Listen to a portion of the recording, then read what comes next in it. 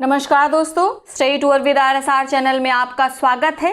UP PCS previous year question paper solution series चल रही थी और इस सीरीज में आज हम 2008 का क्वेश्चन पेपर सॉल्व करेंगे। पिछले सेशन में आपने देखा होगा, उसमें भी हमने 2008 का ही क्वेश्चन पेपर सॉल्व किया था। चूंकि 2008 में 2 बार प्री हुआ था, इसीलिए जो पिछला था वो एक प्री का पेपर था और आज हम दूसरा प्री का पेपर सॉल्व करेंगे। तो चलिए सोल्यूशन शुरू करते हैं। पहला क्वेश्चन है, गंगा घाटी में धान की खेती का प्राचीनतम प्रमाण कहाँ से मिला है? आपके विकल्प है लहुरादेव, सोनुवार, सोहगौरा, कौसाम्बी। बताइए उत्तर क्या होगा? इसका उत्तर होगा लहुरादेव। ये कहाँ पड़ता है? यह पड़ता है उत्तर प्रदेश के संत कबीर जिले में। ठीक है, याद रखेंगे। इसके साथ आपको बता दें, जो नवीनतम खोज है उसके आधार पर भारतीय महाद्वीप में प्राचीनतम कृषि या प्राचीनतम धान की खेती का जो साक्ष्य मिलता है प्रमाणिक, वह लहुरादेव से मिलता है। ठीक है, और जब तक नवीन खोजें नहीं हुई थी उसके पूर्व भारतीय उपमहाद्वीप में जो प्राचीनतम कृषि का साक्ष्य माना जाता था वह माना जाता था मेहरगढ़ को। क्लियर हो गया? ठीक है, यहाँ पर यानी मेहरगढ़ में 7000 ईस्वी पूर्व गेहूं के साक्ष्य मिले थे, जबकि लहुरादेव में 8000 से 9000 ईस्वी पूर्व चावल के साक्ष्य मिले। तो अगर पूछा जाए कि सबसे प्राचीनतम कृषि के साक्ष्य कहाँ से मिले हैं और लहुरादेव और मेहरगढ़ दोनों विकल्प में हो, तो आप टिक लगाएंगे लहुरादेव को। ठीक है, हाँ, अगर लहुरादेव आपका विकल्प में नहीं होगा तब बेशक आप मेहरगढ़ को टिक करेंगे। क्लियर हो गया? इसके साथ आपको याद होगा, जब तक नवीनतम खोजें नहीं हुई थी तब तक प्राचीनतम चावल का साक्ष्य से माना जाता था कुलडिहावा को। क्लियर हो गया? तो सभी पॉइंट्स को नोट रखिएगा। अगला प्रश्न है, भारत में किस शिलाश्रय से सर्वाधिक चित्र प्राप्त हुए हैं? आपके विकल्प हैं घगरिया, भीमबेटका, लेखैया या आदमगढ़। तो इसका उत्तर होगा भीमबेटका। यह कहाँ पड़ता है? यह पड़ता है मध्य प्रदेश के रायसेन जिले में और यहाँ पर सर्वाधिक शिलाश्रय पाए गए और इन शिलाश्रयों में क्या बने हुए थे? भित्ति चित्र बने हुए थे। क्लियर? अगला प्रश्न है, निम्न में से किस एक पुरास्थल से पाषाण संस्कृति से लेकर हड़प्पा संस्कृति तक के सांस्कृतिक अवशेष प्राप्त हुए हैं? Most important question. इसका आंसर क्या होगा? बताइए। इसका उत्तर होगा मेहरगढ़। ठीक है, इसको मोस्ट इंपॉर्टेंट लगा लीजिए। नवपाषाण काल की प्राचीनतम भारतीय बस्ती मेहरगढ़ है। ठीक है, यहाँ के लोग गेहूं और जौ उपजाते थे, जो मैंने आपको बताया था। साथ में कपास का भी प्रयोग करते थे। अगला क्वेश्चन है, वैदिक काल में किस जानवर को अघन्या माना जाता था? मिसप्रिंट हो गया है, यहाँ पर होगा जानवर। किसको अघन्या माना जाता था? तो आप जानते हैं वैदिक काल में किसे अघन्या मानते थे? गाय को। ठीक है, गाय को ना मारने योग्य कहा जाता था। ठीक है, और गाय को क्या कहा जाता था? वैसे गविष्ठी कहा जाता था। जो भी युद्ध होते थे वह गायों से संबंधित होते थे, क्योंकि गाय ही उस समय संपत्ति थी। अगला क्वेश्चन है, गौतम बुद्ध की माँ किस वंश से संबंधित थी? आपके विकल्प हैं शाक्य वंश, माया वंश, लिच्छवी वंश, कोली वंश। देखिए, आप इनको कैसे सॉल्व किया करिए। जैसे मैं आपको विकल्प बताऊं, वीडियो को पॉज कर लिया करिए, अपना ऑप्शन सोच लिया करिए, फिर देखा करिए कि आपका जो आपने उत्तर सोचा है वह सही है कि नहीं। ठीक है, यही सही तरीका है इसको सॉल्व करने का। तो गौतम बुद्ध की माँ किस वंश से संबंधित थी? आप जानती हैं, वे थी कोली वंश से संबंधित। ठीक है, कोली गणराज्य की वे कन्या थी। अब बात थोड़ी सी गौतम बुद्ध की कर लेते हैं। तो आप जानते हैं गौतम बुद्ध का जन्म कपिलवस्तु के निकट लुम्बिनी में 563 ईस्वी पूर्व हुआ था। इनके पिता का नाम शुद्धोधन था, जो शाकगढ़ के प्रधान थे। ठीक है, तो शाक वंश के कौन थे? इनके पिता थे शुद्धोधन, माता कोली गणराज्य की थी। इसके साथ आप जानते हैं जो गौतम बुद्ध थे उनके बचपन का नाम सिद्धार्थ था और सिद्धार्थ के नाम से वे जाने जाते थे। 29 वर्ष की अवस्था में उन्होंने अपना घर त्यागा था और बौद्ध ग्रंथों में घर त्यागने की इस घटना को महाविनिष्क्रमण कहा जाता है। याद रखेंगे। और 483 ईस्वी पूर्व में कुशीनारा, जो कि मल गणराज्य की पहली राजधानी है, उसमें 80 वर्ष की आयु में गौतम बुद्ध ने की मृत्यु हो गई थी और इसे महापरिनिर्वाण कहा गया है बौद्ध ग्रंथों में। तो सभी इंपॉर्टेंट पॉइंट्स को नोट रखेंगे। अगला क्वेश्चन है, महावीर का प्रथम अनुयायी कौन बना? जमाली, यशोदा, अयोध्या या त्रिशला। आपको बताना है कौन बने महावीर स्वामी के प्रथम अनुयायी। तो उन्हीं का दामाद था, ठीक है, जमाई था, जमाली। याद रखेंगे, ये महावीर के प्रथम अनुयायी बने। अगर आप जानना चाहते हैं महावीर स्वामी के बारे में, तो आप जानते हैं महावीर स्वामी का जन्म कुंडल ग्राम या कुंड ग्राम में हुआ था, जो कि वैशाली के निकट था। कब? 599 ईस्वी पूर्व में। इनकी माता का नाम त्रिशला था। ठीक है, वैशाली के लिच्छवी गणराज्य के प्रमुख चेटक की ये बहन थी। पिता सिद्धार्थ थे, जो कि ज्ञात्रक क्षत्रियों के संघ के प्रधान थे। याद रखेंगे। अगला क्वेश्चन है, निम्न में से किस एक बौद्ध ग्रंथ में 16 महाजनपदों का उल्लेख मिलता है? आपके विकल्प हैं अगुत्तर निकाय, मंजिम निकाय, खुद्दक निकाय या दिग निकाय। तो अगर मोटी मोटी बात करें तो जो बौद्ध ग्रंथ है जिसमें 16 महाजनपदों का उल्लेख मिलता है वह कौन है? अगुत्तर निकाय। और अगर पूछा जाए वो जैन ग्रंथ कौन है तो वह है भगवती सूत्र। याद रखेंगे, ये सब पूछा जाता है, ठीक है। अगला क्वेश्चन है, सारनाथ स्तंभ का निर्माण किया था? आपके विकल्प में हर्षवर्धन ने, अशोक ने, गौतम बुद्ध ने या कनिष्क ने। बताइए किसने सारनाथ स्तंभ का निर्माण किया था? सारनाथ कहाँ पड़ता है? वाराणसी के समीप। इसका निर्माण किसके द्वारा किया गया? मौर्य सम्राट अशोक महान के द्वारा, ठीक है। और इसी सारनाथ के स्तंभ की जो शीर्ष अनुकृति है उसी को अपनाया गया भारत के द्वारा राष्ट्रीय चिन्ह के रूप में 26 जनवरी 1950 में। याद रखना है। अगला क्वेश्चन देखते हैं, उस पाल शासक का नाम बताइए जिसने विक्रमशिला विश्वविद्यालय स्थापित किया।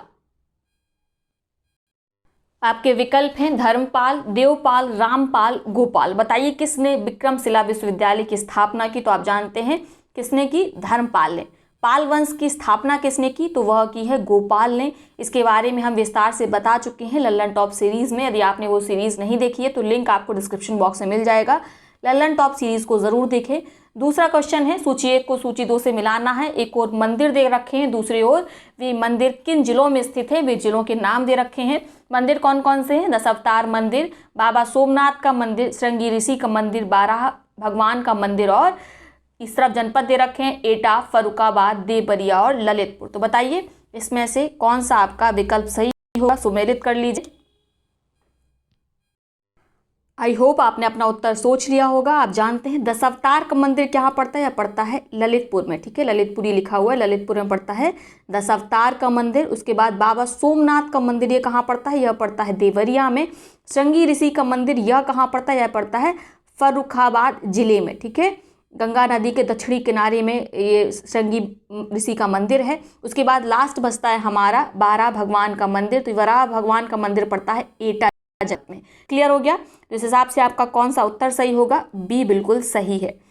अगला क्वेश्चन देखते हैं, मोहम्मद गोरी ने जयचंद को किस युद्ध में पराजित किया था? आपके ऑप्शंस हैं तराइन के युद्ध में, तराइन के द्वितीय युद्ध में, चंदावर के युद्ध में या कन्नौज के युद्ध में, ठीक है।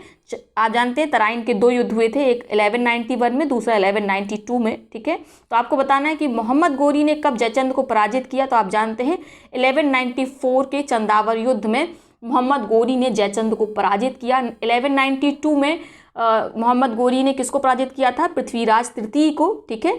पृथ्वीराज चौहान तृतीय को पराजित किया था, जबकि 1191 में खुद मोहम्मद गोरी पृथ्वीराज तृतीय से पराजित हुए थे, लेकिन पुनः वो अपनी शक्ति को एकत्रित करके उन्होंने दोबारा आक्रमण किया और इन्होंने पृथ्वीराज तृतीय को हराया। और इनको जीतने के बाद उनका मनोबल बढ़ गया। वे कहाँ पहुँच गए? चंदावर पहुँच गए, ठीक है। किससे युद्ध करने के लिए? जयचंद से युद्ध करने के लिए। और 1194 में जयचंद हार जाए। क्लियर हो गया? आप जानते हैं जयचंद किस वंश के थे? गहड़वाल वंश के अंतिम शासक थे।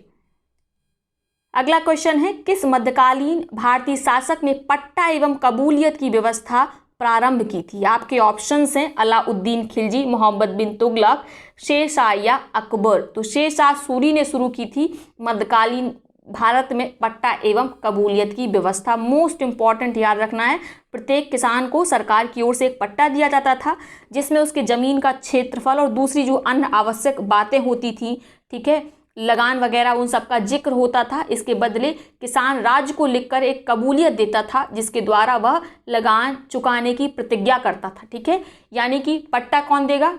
जो राजा है, ठीक है, राज की तरफ से मिलेगा उसे पट्टा, जिसमें लिखा होता था कि तुम्हारी ये भूमि है, ठीक है, इसका इतना इतना क्षेत्र है, तुम्हें इतना लगान देना चाहिए, ठीक है। उसके बाद किसान क्या करता था? कबूलियत पत्र लिखता था कि वह कबूल करता था कि ठीक है, मुझे ज़मीन मिली है, मुझे ये पट्टा मिला है, मैं आपको वचन देता हूँ कि मैं इतनी लगान आपको दूंगा, ठीक है। तो यह व्यवस्था किसने शुरू की? शेरशाह सूरी ने।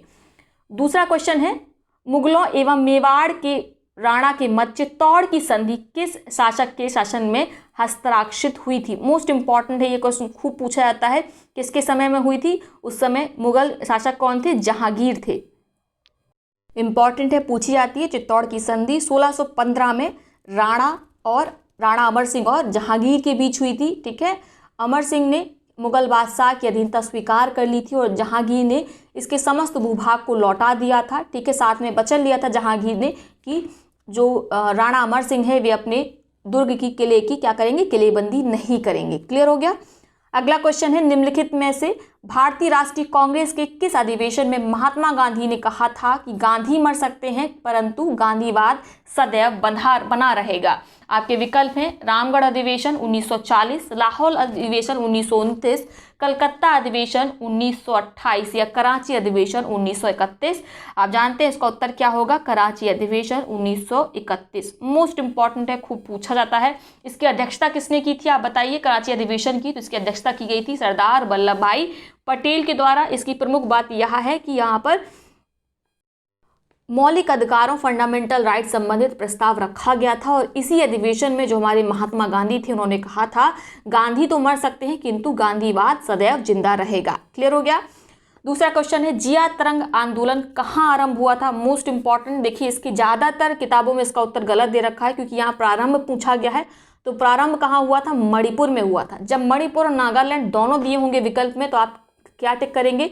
मणिपुर दिया होगा तो मणिपुर को टिक करेंगे, लेकिन अगर मान लीजिए विकल्प में मणिपुर नहीं है तब आप इसको नागालैंड टिक करेंगे। ठीक है, इसका प्रारंभ जो हुआ था वो जो आंदोलन की जो रानी कहलाती हैं, ठीक है, रानी गौडिल्यू, उन्होंने आरंभ किया था मणिपुर से। हालांकि बाद में विस्तारित होकर नागालैंड तक पहुंच गया था, लेकिन इसका सटीक उत्तर मणिपुर ही है।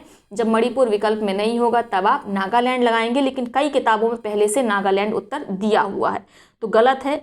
ठीक है, आपको याद रखना 1932 में ये शुरू किया गया था और हालांकि वो जल्द ही गिरफ्तार हो गई थी।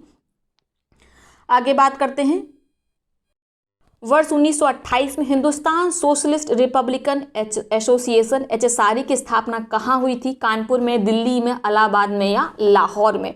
तो HSRE यानी हिंदुस्तान सोशलिस्ट रिपब्लिकन एसोसिएशन की स्थापना किसके द्वारा की गई? चंद्रशेखर आजाद के द्वारा। कहाँ पर? दिल्ली में। ठीक है, 1928 में याद रखना है।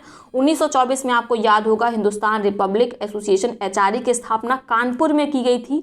ठीक है, और बाद में जब इसके सभी जो क्रांतिकारी थे वे पकड़े गए तो उसके बाद चंद्रशेखर आजाद ने 1928 में स्थापना की थी दिल्ली में HSRE की। ठीक है, बस उसी का बदला हुआ स्वरूप था लेकिन कार्य वही थे। दूसरा क्वेश्चन है, गांधी जी को किसने सर्वप्रथम राष्ट्रपिता कहकर संबोधित किया था? आपके विकल्प हैं सुभाष चंद्र बोस, रविंद्रनाथ टैगोर, सरदार वल्लभ भाई पटेल या पंडित जवाहरलाल नेहरू। तो आप जानते हैं 6 जुलाई 1944 को आज़ाद हिंद फौज का जो रेडियो था उसी से सुभाष चंद्र बोस ने संबोधित किया था महात्मा गांधी को राष्ट्रपिता के रूप में। मोस्ट इंपॉर्टेंट है, उन्होंने कहा था कि भारत की स्वतंत्रता का या स्वाधीनता का आखिरी युद्ध शुरू हो चुका है। राष्ट्रपिता, भारत की मुक्ति के पवित्र युद्ध में हम आपका आशीर्वाद और शुभकामनाएं चाहते हैं। क्लियर हो गया। अगला क्वेश्चन है, गदर पार्टी की स्थापना हुई थी अफगानिस्तान में, बर्मा में, इंग्लैंड में या संयुक्त राज्य अमेरिका में? तो आप जानते हैं 1 नवंबर 1913 में अमेरिका के सैन फ्रांसिस्को में लाला हरदयाल, सोहन सिंह भाकना, तारकनाथ आदि के द्वारा गदर पार्टी की स्थापना की गई। मुख्य रूप से संस्थापक कौन है? लाला हरदयाल। अगला क्वेश्चन है, निम्नलिखित को कालक्रमानुसार व्यवस्थित कीजिए। सही उत्तर का चयन नीचे दिए गए कूट से कीजिए। असहयोग आंदोलन, सविनय अवज्ञा आंदोलन, खिलाफत आंदोलन, भारत छोड़ो आंदोलन। आपको इसको क्रम से लगाना है। तो जो हमारा क्विज का बैच चल रहा है GS पेड ग्रुप का, ठीक है, उसमें इस तरह के क्वेश्चन हमने बहुत किए थे तो आपको आसानी से आ जाएंगे। और जो नए लोग इससे जुड़ना चाहते हैं वह 8765655103 इस नंबर पर व्हाट्सएप के माध्यम से कांटेक्ट कर ले।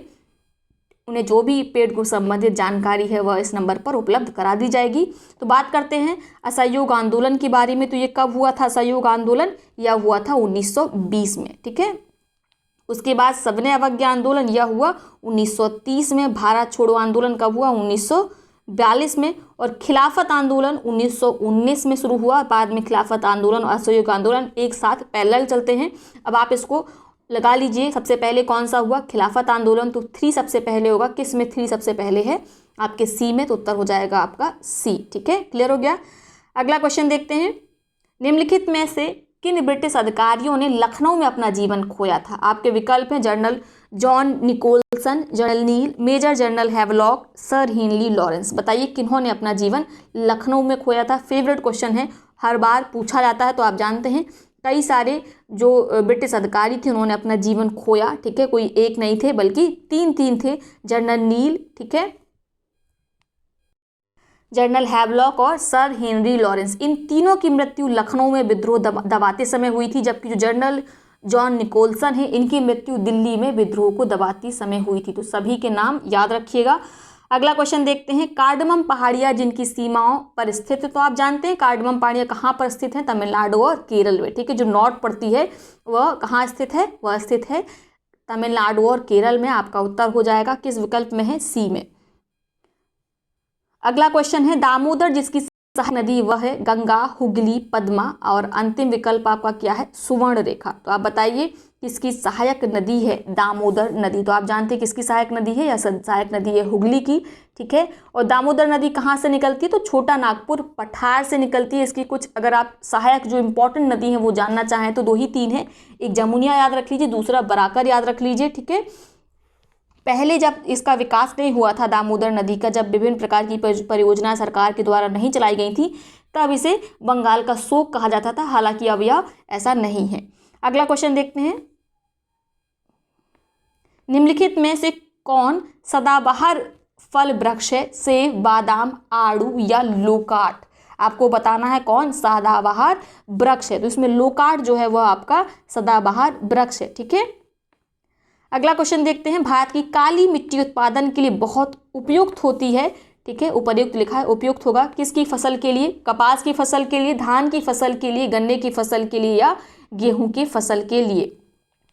तो आप जानते हैं काली मिट्टी मुख्य रूप से कपास की फसल के लिए बहुत उपयोगी है, उपयुक्त है, ठीक है। और आप जानते हैं काली मिट्टी का निर्माण लावा पदार्थ जो होते हैं उनके विखंडन से होती है। यह मिट्टी गीले होने पर काफ़ी चिपचिपी हो जाती है, लेकिन जब सूखती है तो इस पर लंबी लंबी दरारें बन जाती हैं, ठीक है। तो ऐसा कहा जाता है कि यह मिट्टी खुद की जुताई स्वयं कर लेती है। याद रखेंगे, मोस्ट इंपॉर्टेंट है। आगे बात करते हैं अगले क्वेश्चन की। नेक्स्ट है,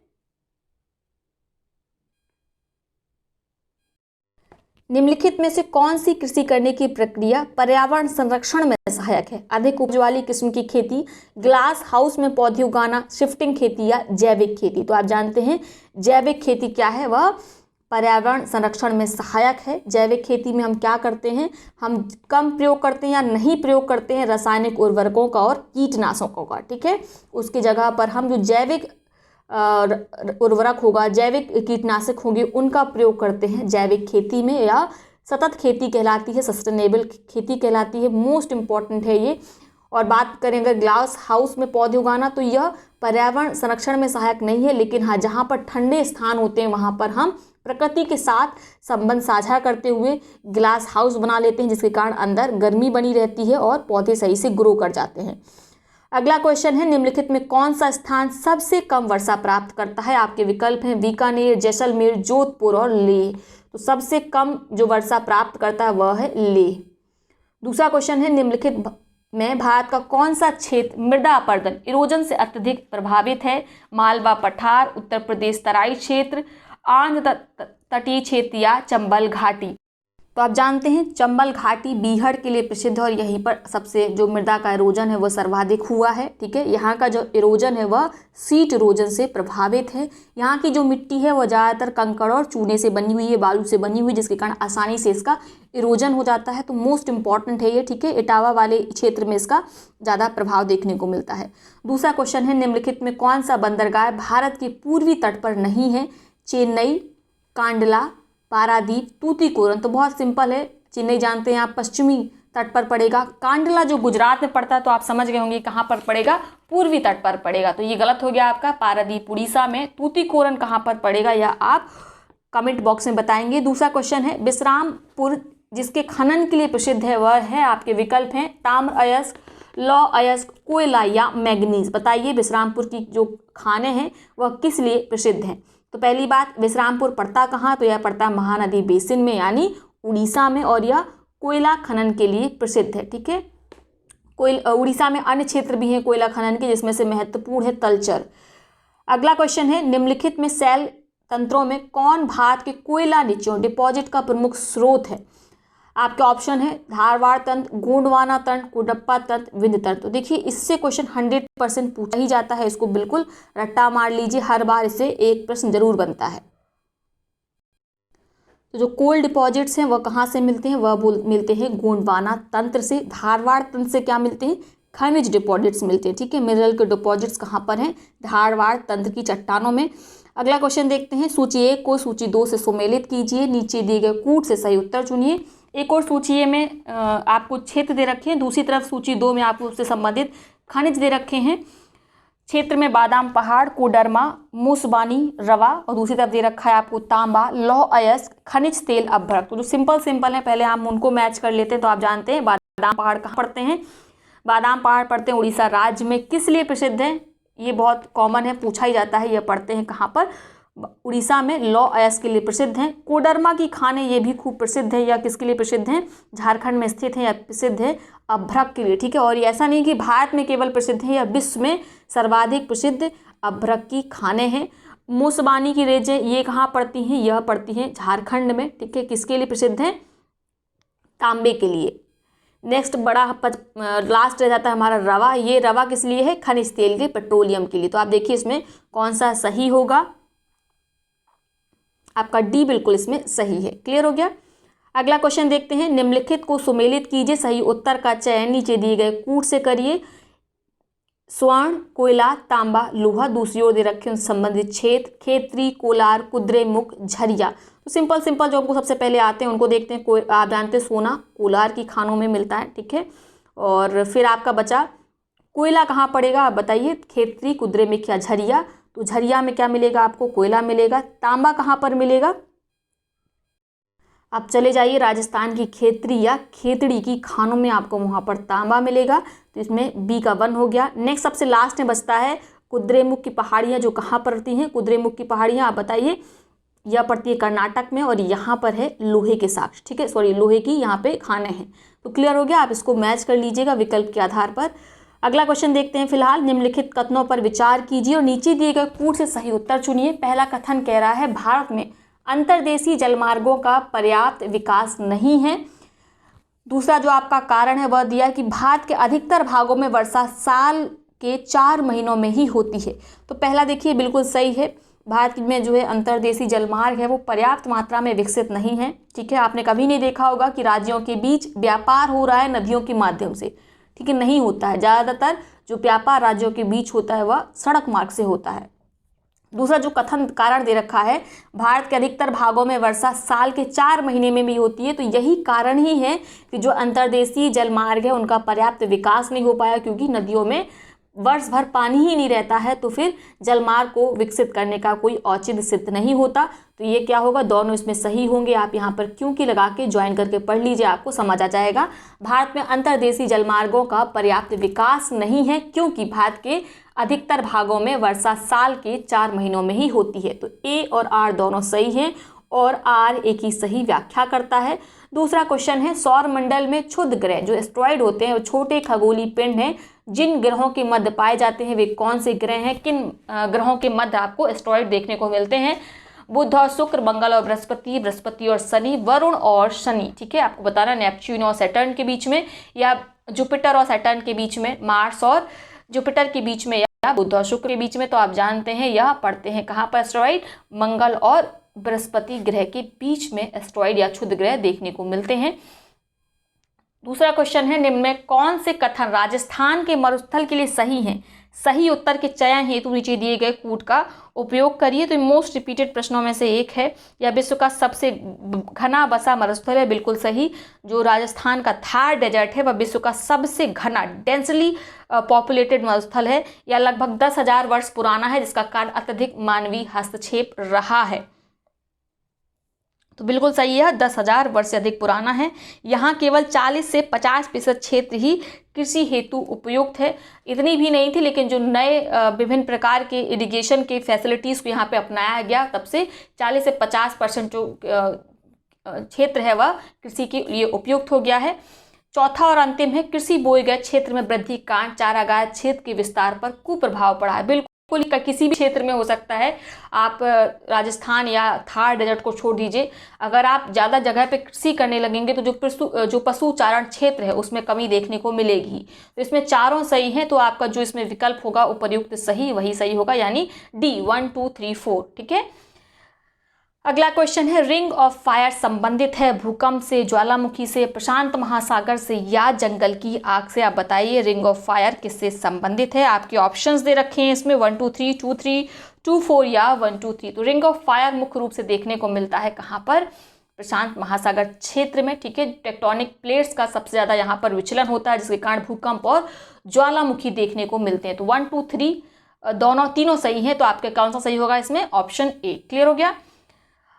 अगला प्रश्न है निम्नलिखित में कौन सा सही सुमेलित है। आपके ऑप्शंस हैं हेमाइट युगांडा, सेमाइट मलेशिया, सकाई सूडान, बुशमैन बोत्सवाना। ठीक है, तो एक और आपको दे रखी है क्या, जनजातियां दे रखी हैं, दूसरी ओर वे कहाँ पर जनजातियां पाई जाती हैं वो क्षेत्र दे रखे हैं।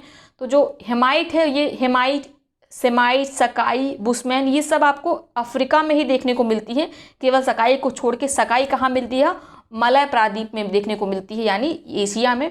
हेमाइट कहाँ पर मिलती है, हेमाइट मिलती है उत्तर पूर्वी और उत्तरी अफ्रीका में। ठीक है, तो यह आपकी सुमेलित नहीं है। सेमाइट ये कहाँ पर मिलेगी, यह मिलेगी, यह भी उत्तरी अफ्रीका में ही मिलती है। हेमाइट और सेमाइट साथ में ही एक ही जगह पर मिलती हैं। आप अफ्रीका चले जाइए, उत्तरी अफ्रीका, और उत्तरी अफ्रीका से लेकर उत्तर पूर्वी अफ्रीका की तरफ जब आप मूव करेंगे तो वहाँ पर आपको हेमाइट और सेमाइट नामक जनजातियाँ, ट्राइब्स मिलेंगी। जो नेक्स्ट है हमारा सकाई, ये इंपॉर्टेंट है। ठीक है, ये कहाँ पर मिलती है, मिलती है मलय प्रायद्वीप में। लास्ट बचा हमारा बुशमैन, मोस्ट इंपॉर्टेंट, ये कहाँ मिलता है, यह बताइए आप कहाँ मिलेगा, या मिलेगा आपको बोत्सवाना में। तो यही एक सुमेलित है। ठीक है, कालाहारी डेजर्ट में बुशमैन पाई जाती है, तो इसमें डी आपका सही होगा। अगला है भूमध्य रेखा गुजरती है। तो कई बार हमने टेलीग्राम चैनल पर आपको बताया है कि कर्क रेखा, भूमध्य रेखा, मकर रेखा कहाँ कहाँ से पूरे विश्व में पास होती हैं। इसको मैप में एटलस के माध्यम से रख लीजिए। ठीक है, बार बार इसको पेज पे ऐसे 3 लाइनें खींच लीजिए और उन्हीं लाइनों के ऊपर कुछ बिंदु बना लीजिए और उसमें देशों को नोट कर लीजिए, रट डालिए कि ये कहाँ कहाँ से गुजरती हैं। इससे भी क्वेश्चन आ ही जाता है, और ये क्वेश्चन हैं जिनको आपको आना चाहिए। जब एग्जाम में आपको नहीं याद आता है तो आपको काफ़ी ज़्यादा पश्चाताप भी होता है कि हमने इसको पढ़ा नहीं, जबकि हम जानते थे कि यह क्वेश्चन आ सकता है। तो इसको ज़रूर पढ़िएगा। तो आप जानते हैं भूमध्य रेखा अफ्रीका देश, कीनिया, कंपाला, कांगो, सोमाली गणराज्य, गैबन, रवांडा, युगांडा देशों से निकलती है। ठीक है, यहाँ पर अफ्रीकी देश ही दे रखे हैं। तो कहाँ से गुजरती है आप समझ गए, हमने भी आपको बताया कीनिया से यह गुजरती है। क्लियर हो गया। अगला क्वेश्चन है वर्ष 1991-2001 के दौरान जनसंख्या की 10 वर्षीय वृद्धि दर, यानी 10 की वृद्धि दर प्रतिशत के रूप में किस राज्य में न्यूनतम थी। तो अभी जो नया डेटा है उसके हिसाब से हम देखेंगे आंध्र प्रदेश में, तमिलनाडु में, केरल में या उत्तर प्रदेश में। तो जो नवीनतम डाटा है उसके हिसाब से केरल राज्य की न्यूनतम 10 की वृद्धि रही। क्लियर हो गया।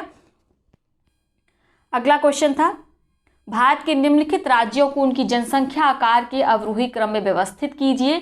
निम्नलिखित कूट से सही उत्तर चुनिए। तो आपको देखना है कि जनसंख्या आकार का अवरोही क्रम क्या है राज्यों के अनुसार। तो आप जानते हैं सर्वाधिक जनसंख्या कहाँ पर पाई जाती है, सबसे ज़्यादा उत्तर प्रदेश में, फिर महाराष्ट्र में, फिर बिहार में, फिर पश्चिम बंगाल में। उसके आगे अगर बात करें तो आंध्र प्रदेश, तमिलनाडु आ जाते हैं। ठीक है, और सबसे कम अगर हम बोले किन राज्यों में जनसंख्या पाई जाती है, तो राज्यों में अगर बात करें तो सबसे कम सिक्किम, मिजोरम, अरुणाचल प्रदेश, गोवा आएगा। ठीक है, तो अवरोही क्रम क्या हो गया आपका, सर्वाधिक जनसंख्या के अनुसार यहाँ पर उत्तर प्रदेश नहीं दे रखा है तो महाराष्ट्र दे रखा है। महाराष्ट्र के बाद आएगा आपका बिहार, बिहार के बाद आएंगे आपके पश्चिम बंगाल, पश्चिम बंगाल के बाद आएगा आपका आंध्रा। क्लियर हो गया। तो आएगा एमपी, बिहार, सी आपका इसमें बिल्कुल सही होगा। अगला क्वेश्चन है निम्न कथनों में कथन ए और कारण पर विचार कीजिए। ठीक है, कर लेते हैं। कथन ए है उत्तर प्रदेश में भारत की जनसंख्या का सर्वाधिक जमाव पाया जाता है। कारण क्या कह रहा है, भारत का सबसे घना बसा राज्य भी है। उत्तर प्रदेश में सर्वाधिक जनसंख्या का जमाव पाया जाता है और यह क्या है, यह भारत का सबसे घना बसा राज्य भी, यानी डेंसिटी सर्वाधिक है। ये दूसरा आपका कारण कह रहा है, तो यही गड़बड़ है। सबसे डेंस ये नहीं है, सबसे डेंस कौन है, बिहार है, फिर पश्चिम बंगाल है। तो आपका इसमें ए बिल्कुल सही है। भारत की जनसंख्या का सर्वाधिक जमाव, हाँ जमाव यही पाया जाता है, तो आपका ए बिल्कुल सही हो गया। आर इसमें गलत है। ठीक है, सी इसमें सही होगा आपका। दूसरा क्वेश्चन है निम्नलिखित में कौन सा सही नहीं है। तो ये संबंधित है 1 वाले डेटा से, तो उसको छोड़ देते हैं। आगे देखते हैं। निम्नलिखित कथनों पर विचार कीजिए, नीचे दिए गए कूट से सही उत्तर चुनिए। महाराष्ट्र देश का सबसे नगरीकृत राज्य है। नगरीय दृष्टि से तटीय क्षेत्र कंक्रीट के जंगलों में बदल रहा है। यहाँ मुंबई से अहमदाबाद के बीच देश के सबसे बड़े बहुनगर का निर्माण हो रहा है। यहाँ के नगर मलिन बस्तियों से भरे और अत्यधिक प्रदूषित हैं। तो पहली बात, जो आपको पहला कथन दे रखा है कि महाराष्ट्र देश का सबसे नगरीकृत राज्य है, यही गड़बड़ हो गया। आप जानते हैं सबसे अधिक नगरीकृत राज्य गोवा है, फिर मिजोरम है, उसके बाद तमिलनाडु है, तब कहीं जाकर महाराष्ट्र का नंबर आता है। तो आपका पहला वाला गलत है। दूसरा बिल्कुल सही है, नगरीय वृद्धि के कारण जो तटीय क्षेत्र हैं वह कंक्रीट के जंगलों में बदल रहे हैं। तीसरा भी सही है, मुंबई से अहमदाबाद के बीच देश के सबसे बड़े बहुनगर का निर्माण हो रहा है। तीसरा है, जो चौथा आपका है, यहाँ के नगर मलिन बस्तियों से भरे हुए। तो आप जानते हैं मुंबई मलिन बस्तियों के लिए जानी जाती है। तो आपका 2, 3, 4 इसमें सही होगा। ऑप्शन सी इसमें बिल्कुल सही है। अगला क्वेश्चन है, 2001 की जनगणना के अनुसार निम्नलिखित राज्यों में सर्वोच्च साक्षरता स्तर है। मिजोरम, आंध्र प्रदेश, पंजाब, पश्चिम बंगाल। तो इसको हम देखेंगे 2011 के डेटा के अनुसार। तो सर्वाधिक जो साक्षरता दर है वह कहाँ पर है, वह है मिजोरम में। ठीक है, 91.3% लोग यहाँ के नए डेटा के अनुसार पढ़े हुए हैं। पहले भी हालांकि जो पिछला 2001 का जो जनगणना थी, जो सेंसस था, उसमें भी मिजोरम ही शीर्ष पर था और इस बार भी मिजोरम ही इन राज्यों के बीच शीर्ष में है। अगला क्वेश्चन है, महाराष्ट्र में 2 सर्वाधिक नगरीकृत राज्य हैं। आपके ऑप्शन है महाराष्ट्र तमिलनाडु, महाराष्ट्र उत्तर प्रदेश, गोवा और मिजोरम गुजरात एवं कर्नाटक। तो अभी हमने बात की गोवा पहले नंबर पर है, मिजोरम दूसरे नंबर पर है। ठीक है, फिर तमिलनाडु, फिर महाराष्ट्र है। तो सर्वाधिक नगरीकृत राज्य कौन से हो गए, गोवा और मिजोरम। अगला क्वेश्चन है, भारत की 1/4 से अधिक नगरीय जनसंख्या किन 2 राज्यों में निवास करती है। आंध्र प्रदेश एवं पश्चिम बंगाल, महाराष्ट्र एवं गुजरात, उत्तर प्रदेश एवं तमिलनाडु, महाराष्ट्र एवं उत्तर प्रदेश। तो आप जानते हैं सर्वाधिक नगरीय जनसंख्या, यहाँ पे परसेंटेज नहीं पूछ रहा है बल्कि जनसंख्या के हिसाब से पूछ रहा है, तब आपका उत्तर बदल जाएगा। उत्तर क्या होगा, महाराष्ट्र और उत्तर प्रदेश, चूंकि सबसे अधिक जनसंख्या वाले राज्य हैं। तो यहाँ पर जो जनसंख्या शहरों में निवास करती है उनका भी जो नंबर है, संख्या है, वह अधिक है। याद रखना है कि यहाँ पे परसेंटेज की बात नहीं की जा रही है। तो आपका इसमें डी बिल्कुल सही होगा। क्लियर। अगला क्वेश्चन देख लेते हैं। 2001 की जनगणना के अनुसार भारत में नगरीय जनसंख्या का प्रतिशत है। आपके ऑप्शन थे 27.3, 27.8, 28.3, 28.8। तो जो नया डेटा है वो बिल्कुल बदल चुका है। नया डेटा कह रहा है कि 31.3% क्या है, नगरीय जनसंख्या का प्रतिशत है भारत के नए सेंसस के अनुसार। अगला क्वेश्चन है, भारतीय संविधान का कौन सा भाग संविधान की आत्मा कहलाता है। तो थोड़ा सा ये आपको ध्यान से इसको समझना है। संविधान की जो आत्मा कहा जाता है, मुख्य रूप से ओवरऑल अगर हम बात करें तो वो किसे कहा जाता है, उद्देशिका को, प्रियम्बल को। लेकिन जो हमारे भीमराव अम्बेडकर थे उन्होंने संवैधानिक उपचारों को, ठीक है, इन्हें भी क्या कहा है, इन्हें भी कहा है सोल ऑफ कॉन्स्टिट्यूशन।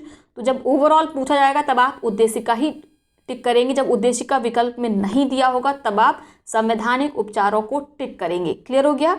ठीक है, सोल ऑफ कॉन्स्टिट्यूशन प्रियम्बल को ही कहा जाता है। ठीक है, और के.एम. मुंशी ने प्रियम्बल को पॉलिटिकल हॉरोस्कोप भी कहा था। क्लियर हो गया।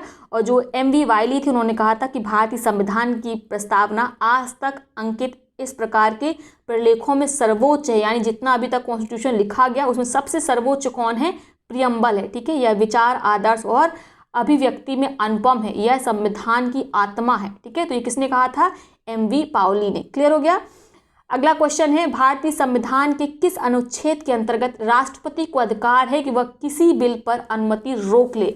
आपके ऑप्शन है अनुच्छेद 63, अनुच्छेद 108, अनुच्छेद 109, अनुच्छेद 111। तो आप जानते हैं संविधान के अनुच्छेद 111 के अनुसार जब कोई विधेयक संसद के दोनों सदनों द्वारा पारित कर दिया जाता है तब वह राष्ट्रपति के समक्ष प्रस्तुत किया जाता है। ठीक है, राष्ट्रपति घोषित करेगा कि यह विधेयक पे वह अनुमति देगा या अनुमति रोक लेगा। तो आपका उसमें कौन सा सही होगा, आर्टिकल 111 यानी 111।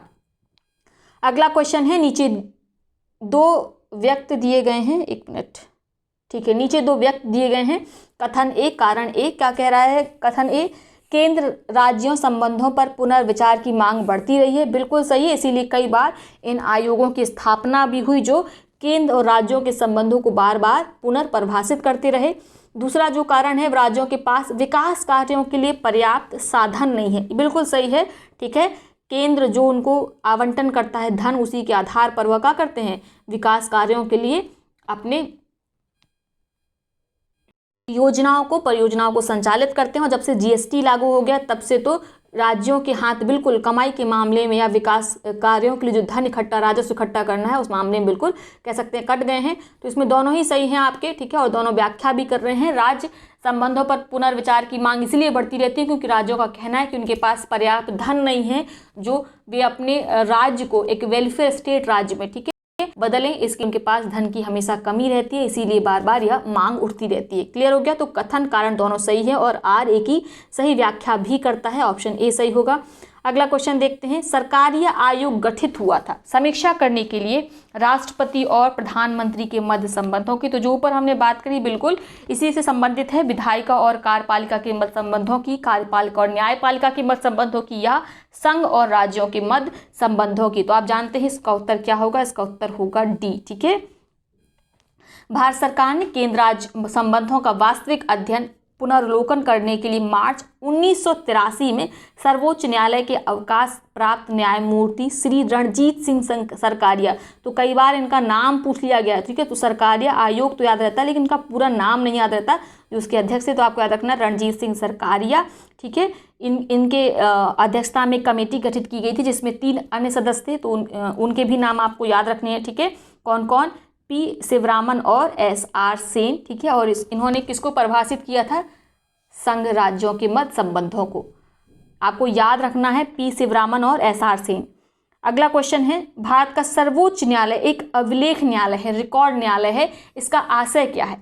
आपके ऑप्शंस हैं, इसे अपनी सभी निर्णयों का अभिलेख रखना होता है, इसके सभी निर्णयों का साक्ष्यात्मक मूल होता है और इस पर किसी न्यायालय में प्रश्न चिन्ह नहीं लगाया जा सकता, इसे अपनी अवमानना करने वाले को दंडित करने की शक्ति है, इसके निर्णयों के विरुद्ध कोई अपील नहीं की जा सकती। तो सबसे महत्वपूर्ण बात यह है, पहली बात, कि जो सभी निर्णय होते हैं वे साक्ष्यात्मक मूल में होते हैं, यानी कि उनको आदर्श मानकर जो अन्य राज्यों में हाई कोर्ट काम कर रहे हैं या जो अन्य कोर्ट्स वो काम कर रहे हैं वो उनके आधार पर ही आगे के फैसले देते हैं, ठीक है।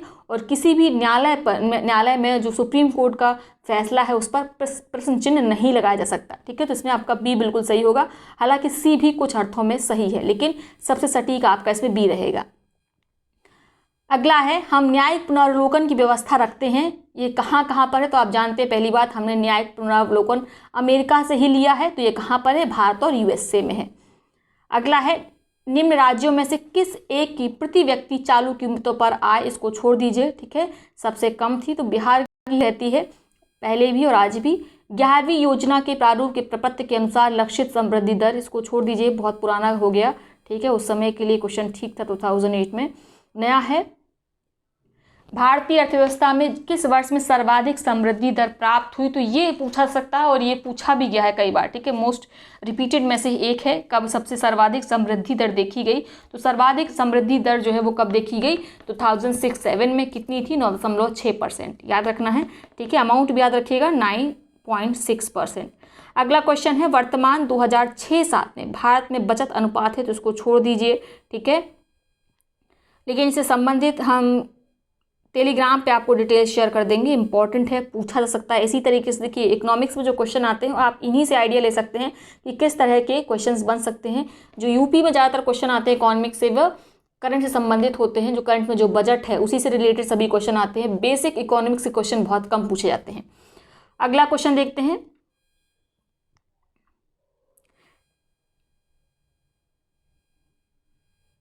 निम्नलिखित में कौन से एक लघु उद्योगों की समस्या नहीं है? वित्त, विपणन, कच्चा माल, हड़ताल एवं तालाबंदी। कौन सी जो आपके लघु उद्योग हैं उनकी मुख्य समस्या नहीं है? तो देखिए वित्त और विपणन, कच्चा माल, ये सब तो इसकी सबसे बड़ी समस्या है, लेकिन हड़ताल और तालाबंदी यह समस्या नहीं, क्योंकि लघु उद्योग हैं ये खुद ही कुछ ही लोगों के द्वारा शुरू किए जाते हैं, इनके पास बड़ा लेबर तो होता नहीं है जो हड़ताल करेंगे, ठीक है, जो लेबर होते हैं उन्हीं के द्वारा ही समझ लीजिए उद्योग शुरू किया जाता है। तो लघु उद्योगों में हड़ताल और तालाबंदी की कोई समस्या नहीं होती है, इनके पास मुख्य समस्या होती है वो फंड की होती है, वित्त की होती है, ठीक है। और बाद में जो उन्होंने वस्तु का उत्पादन किया, कैसे वे इसको मार्केट तक पहुंचाए, कैसे इसका विपणन करें, यह भी इनके सामने समस्या खड़ी रहती है। दूसरी इनकी तीसरी समस्या होती है कच्चा माल ही कैसे सस्ते में प्राप्त करें या कहाँ से प्राप्त करें, ठीक है। तो ये तो इनकी 3 मुख्य समस्या हैं, लेकिन हड़ताल और तालाबंदी की समस्या लघु उद्योगों के साथ नहीं होती है। आज का अंतिम प्रश्न देख लेते हैं। निम्नलिखित में किस वर्ष में खाद्यान्न उत्पादन में वृद्धि दर ऋणात्मक रही? ये क्वेश्चन इंपॉर्टेंट हो सकता है आपके। इसमें ऑप्शंस हैं 2001-2, 2003-4, 2004-5 या 2005-6, ठीक है। अगला विकल्प ये इस पेज में दे रखा है। तो आप जानते हैं जो अंतिम जो सबसे ऋणात्मक खाद्य उत्पादन रहा, अभी तो फिलहाल पॉजिटिव ही रहता है, ठीक है। काफ़ी अच्छी ग्रोथ भी देखने को मिलती है। तो जो ऋणात्मक वह कब रहा आपको याद रखना है, इसमें 2004-5 में, ठीक है, याद रखेंगे। ऋणात्मक का अर्थ है कि लगातार जो ट्रेंड बना हुआ था, यानी लगातार वृद्धि वाला ट्रेंड बना हुआ था, अचानक से उसमें डाउनफॉल दिखा गया, तो इसी को बोलेंगे ऋणात्मक वृद्धि दर, ठीक है। तो 4-5 में देखिए 2003-4 में जो उत्पादन था वह 213 टन के लगभग हुआ था, लेकिन अचानक से 4-5 में जो उत्पादन था खाद्यान्न का वह कम हो गया। कितना देखा गया? 198 टन, ठीक है, तो मिलियन टन। तो आपको याद रखना है, ठीक है। 4-5 इंपॉर्टेंट है। तो आज हम इतने ही 60 क्वेश्चंस को डिस्कस करते हैं। जो नेक्स्ट हैं वो हम अगले वीडियो में लाएंगे। एक साथ सारे क्वेश्चन को डिस्कस करने से क्या होता है, वीडियो लंबा हो जाता है और उसको देखना काफ़ी बोरिंग हो जाता है। तो चलिए कल मिलेंगे इसके पार्ट 2 के साथ, और तब तक आप एक काम करिएगा, वीडियो आपको अच्छा लगता है तो प्लीज़ वीडियो को लाइक करिएगा, अपने दोस्तों तक शेयर करिएगा।